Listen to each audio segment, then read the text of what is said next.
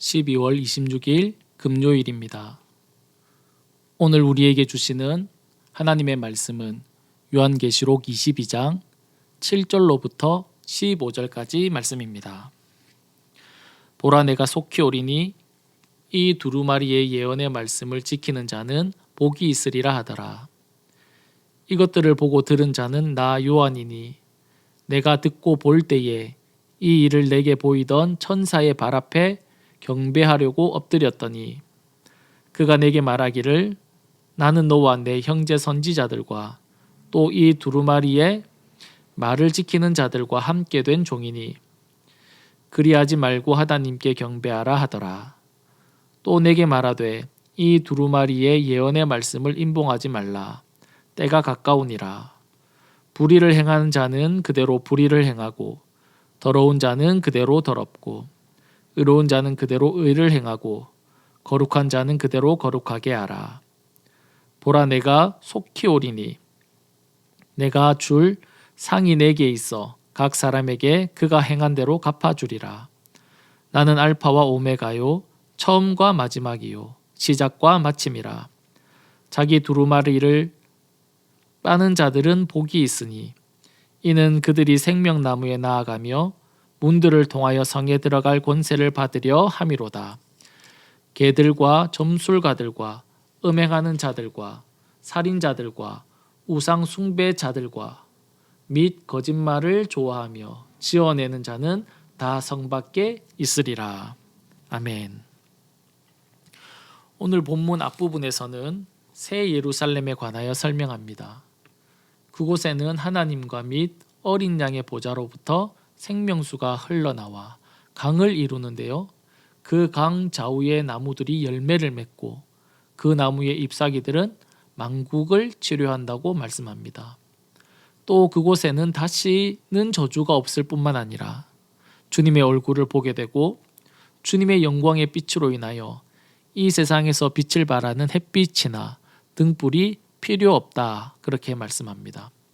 그리고 그곳에서 영원히 왕노릇하게 될 것을 말씀하고 있습니다. 짧은 내용이지만 본문 앞부분에서 설명하는 천국, 하나님의 나라가 그리워지십니까? 영광스럽고 평안으로 가득 찬 그런 세상. 이 세상에서는 상상할 수 없는 그런 모습이지요. 그러나 이 당시 하나님의 백성들의 삶의 현장은 그러하지 못했습니다. 요한계시록이 기록된 시기를 대략 AD 95년에서 96년으로 추정하는데요. 그때는 도미티아누스 황제가 다스리던 시대입니다.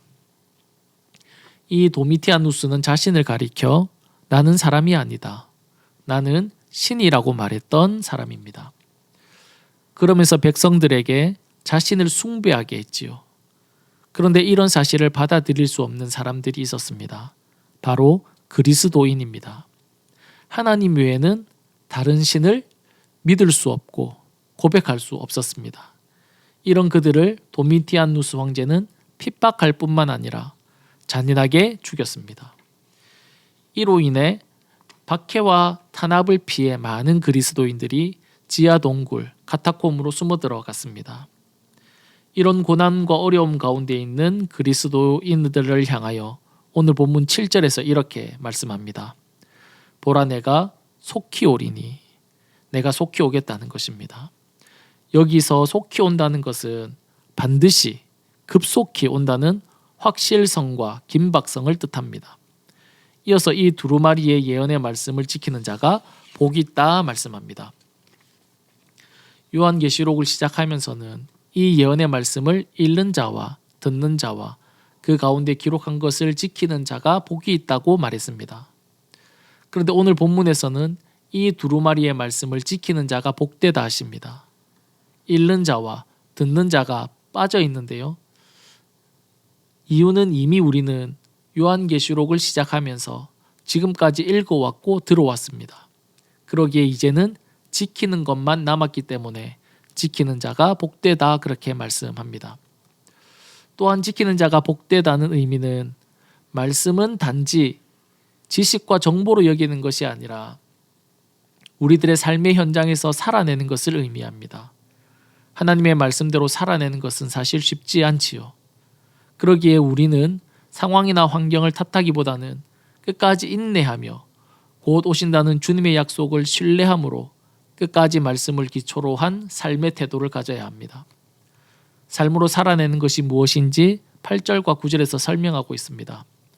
이것들을 보고 들은 자는 나 요한이니 내가 듣고 볼 때에 이 일을 내게 보이던 천사의 발 앞에 경배하려고 엎드렸더니 그가 내게 말하기를 나는 너와 내 형제 선지자들과 또 이 두루마리의 말을 지키는 자들과 함께 된 종이니 그리하지 말고 하나님께 경배하라 하더라. 요한은 천사가 전해주는 내용과 그 모습 앞에 그만 천사를 경배하려고 했습니다.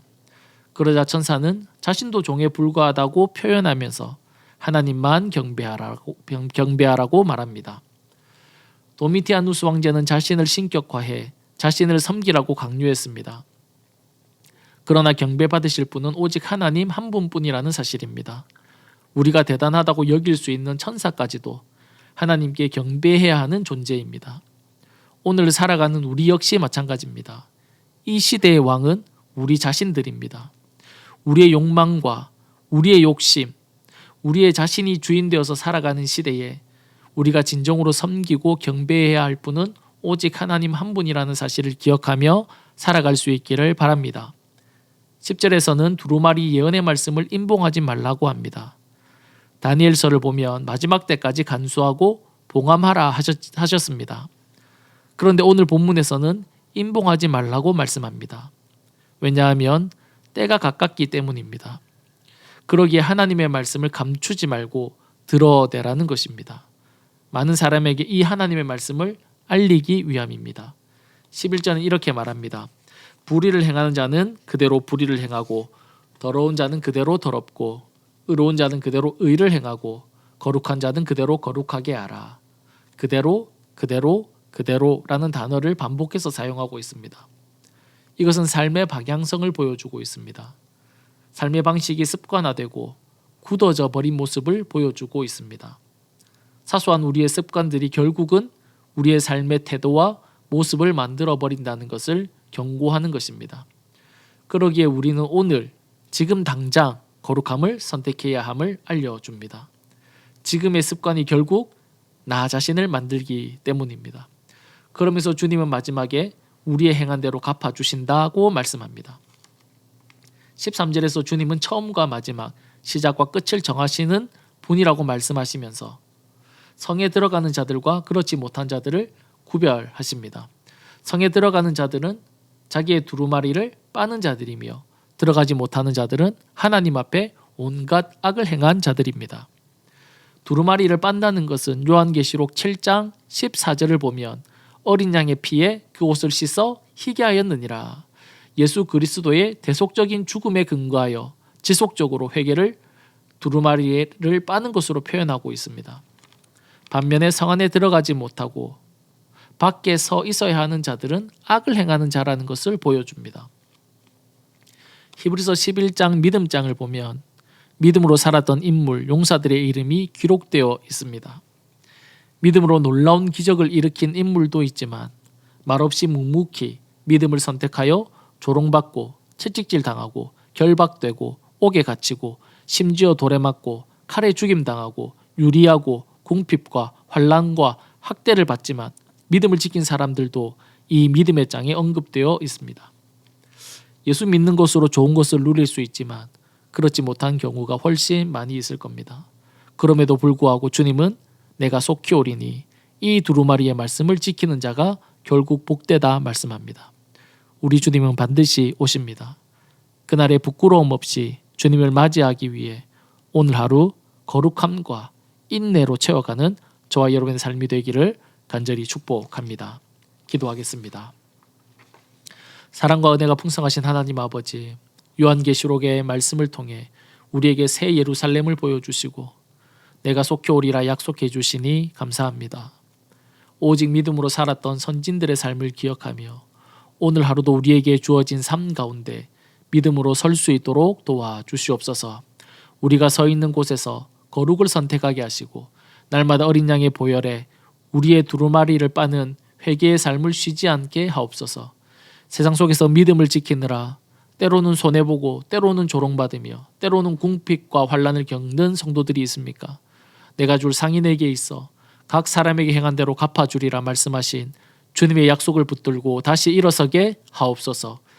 우리의 시작과 끝이 되시는 우리 주 예수 그리스도의 이름으로 간절히 기도드립니다. 아멘. 오늘 말씀을 기억하면서 기도하시고 주간 기도 제목에 따라서 모든 소그룹 모임을 위해서 기도하겠습니다.